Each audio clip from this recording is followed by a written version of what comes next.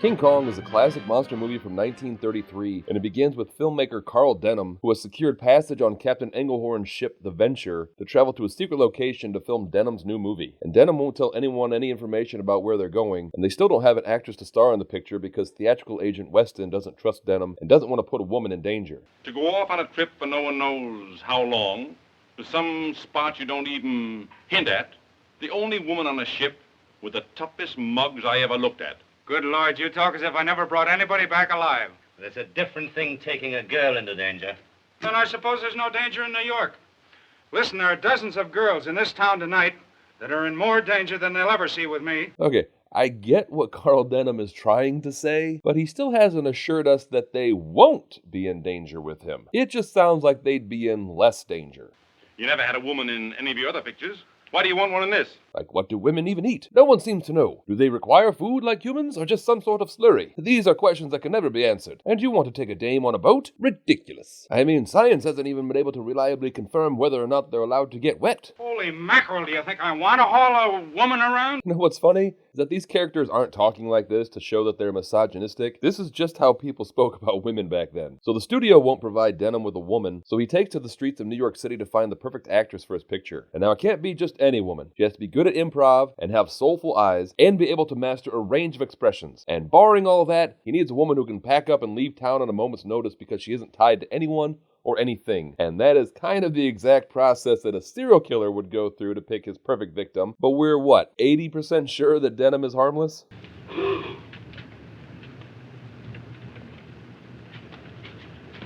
Ha-ha! I catch you, you stealer! Now I catch a cop. You like that, huh? Whoa, easy, dude. She didn't even do anything. Like, is she not allowed to test the firmness of fruit before buying it from the stand? Are you supposed to complete the whole transaction with grunts and points? And so this is how Carl Denham meets struggling actress Ann Darrow. And Ann is near the point of fainting from lack of food, so Denham whisks her away to a diner. All right, Denham, now that you've given her some food, how about you get to the point of this meeting so she doesn't get frightened? You're very kind. Don't you fool yourself. I'm not bothering about you just out of kindness. Okay, get to the point faster. Now listen, Ann. I'm on the level. No funny business. That's what a non-level person would say right before they get into the funny business. I've got a job for you. Costumes on the ship will fit you. Broadway shops are still open. I can get some clothes for you there. Come on.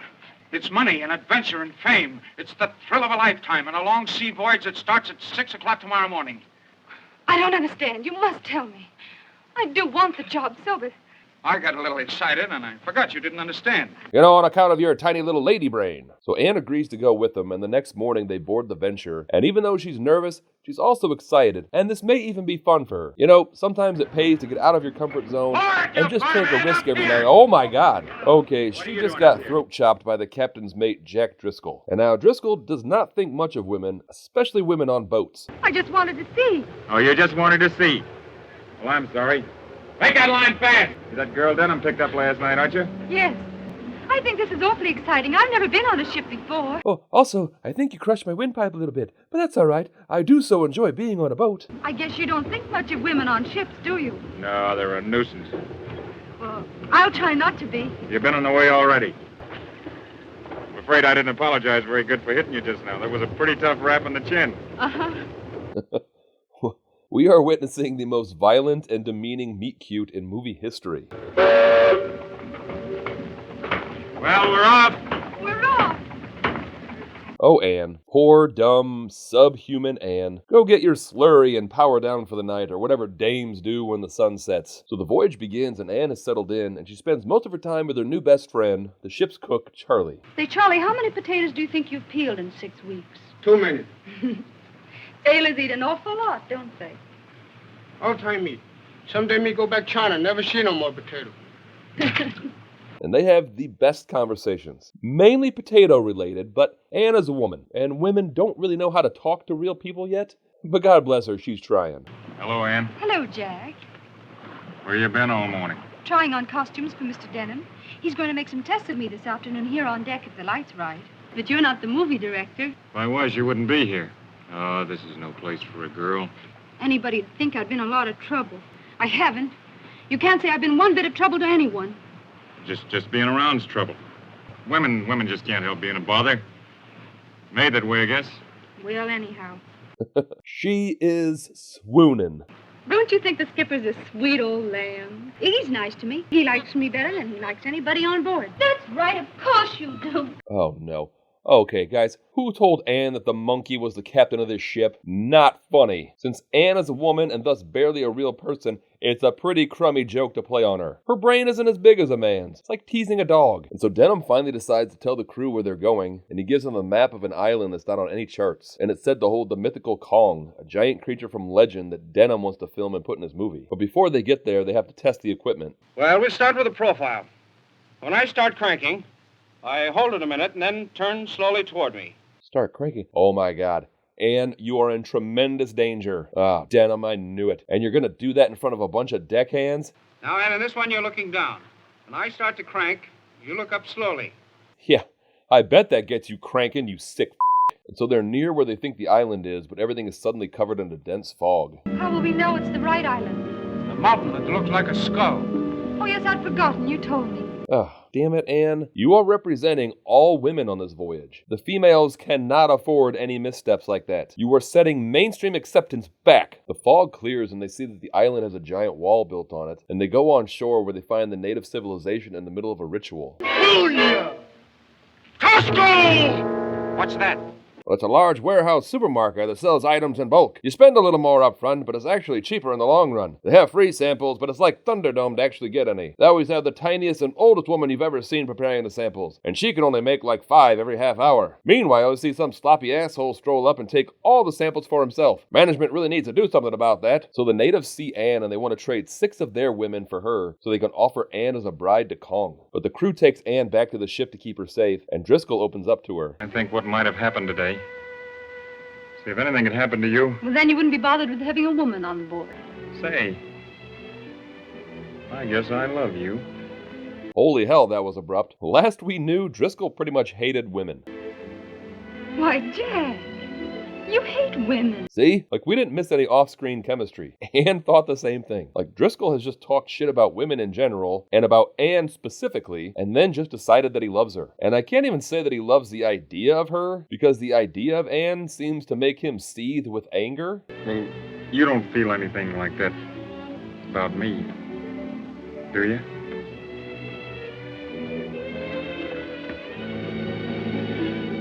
And he kisses her, and I guess she kisses him back. I mean, I can't tell if she even wanted to, but Driscoll knew she wouldn't say no. Because of the implication.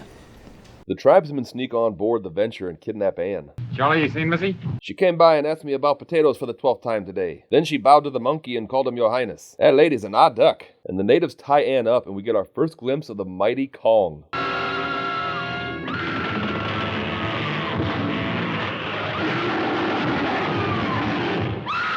I'm guessing, actually, is King Kong behind that weird puppet? And I joke around, but it is actually really impressive, especially for 1933. And, like, this was the first King Kong movie ever. This was the 30s. Like, this is damn impressive. Because look what we accomplished on our 3rd movie about a man-eating shark.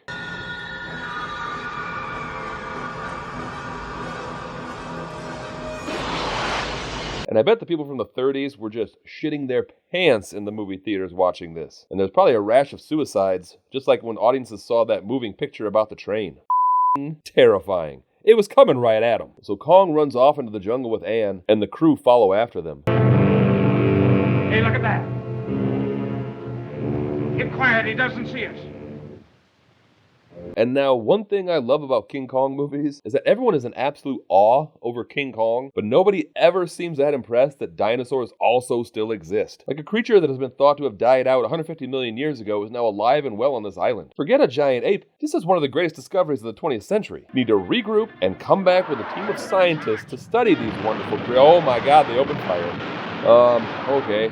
Oh shit, it's still alive. Okay, maybe it can pull through, because a living dinosaur changes everything that humans have been taught about, and nope, they execute him. Man, you'd think the Stegosaurus was about to testify against the Tortelli gang. So after marveling and then obliterating a miracle of nature, the men continue their pursuit of Kong and come across a crazed and bloodthirsty Brontosaurus. I like how they couldn't think of any actual aggressive carnivorous dinosaurs.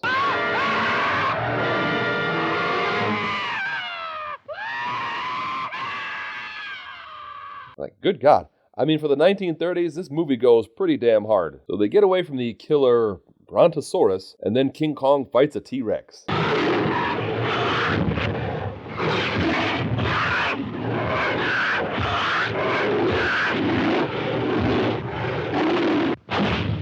And this fight is actually pretty involved and complex for 1930s stop-motion technology. Like, the makers of this movie probably didn't have to go through all this work. They would have already had the audience in the palm of their hand. They could have phoned in the rest, because if I was making a King Kong movie, here would be my King Kong T-Rex fight. Oh my god, King Kong is fighting a T-Rex. I can't wait to get home and not tell anyone that dinosaurs still exist. Also, when I get home, hopefully they revoke women's right to vote. I always thought it was a silly idea. What do women need to vote on?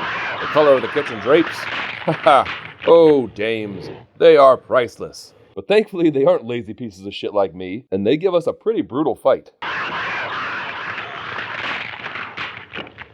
Like, even there, they could have stopped. Like, it was already an awesome fight. But then they said, hey, let's spend several more hours having King Kong play with the corpse of his victim. And I love that dedication of making Kong just a weird little guy. Look at that weird little guy. Driscoll and Denham are the only two left alive from the search party, and Driscoll goes after Anne while Denham goes back to the boat to alert the rest of the crew. And Driscoll follows Kong back to his cave, where Kong gets into yet another elaborate fight, this time with a giant snake. Again, super impressive, but probably unnecessary. Like, they did not have to do this. Oh my god. Kong is fighting a giant snake thing, and they moved behind that boulder. But enough about that. Let's talk about this recent movement where women want to join the workforce and receive equal pay to a man. Isn't that the most ridiculous thing you ever heard? That's why this November, when you go to cast your vote, remember to vote no on Prop 324. He kills the snake and takes Anne to the cliff face where she passes out.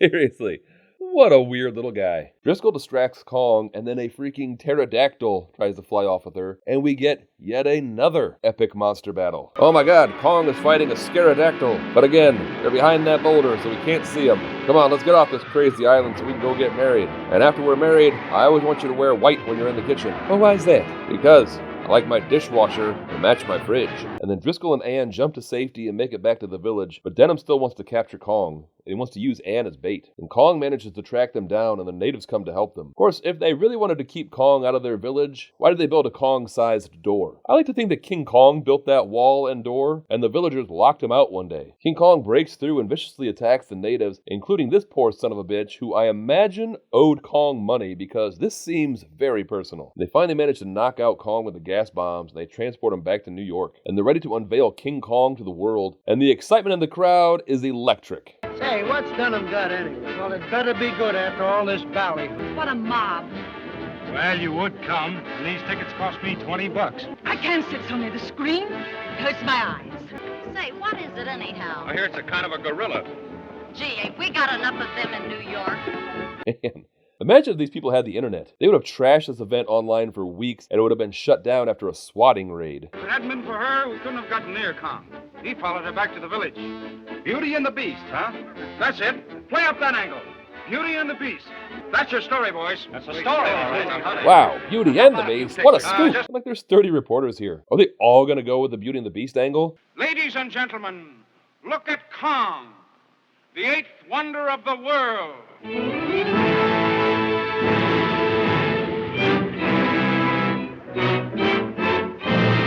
And now I want to introduce Miss Ann Darrell. One is a beauty and one is a beast. They're gonna come together and have a feast. Candles, clocks, and cups and feet, all women together.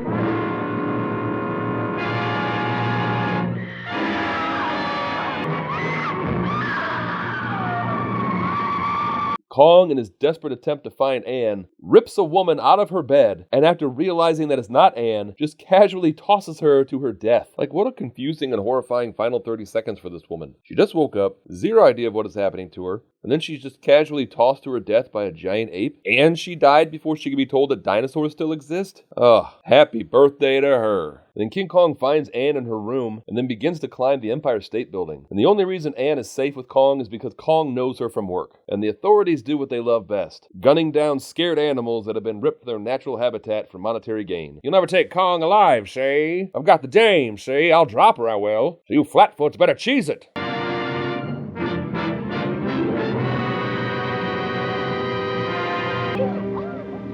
Denham. The airplane's got him. Oh, no. It wasn't the airplanes. It was beauty killed the beast. Way to brush aside your role in all of this. Sure, blame the dame. So that was King Kong, and I gotta say, I really like that movie. I can imagine if I was alive in 1933, I would have seen this movie at the local picture house probably 4 or 5 times. All in all, it would have cost a total of $2.50, and I would have been a banker, too. That seems to be the only job that most people had back then.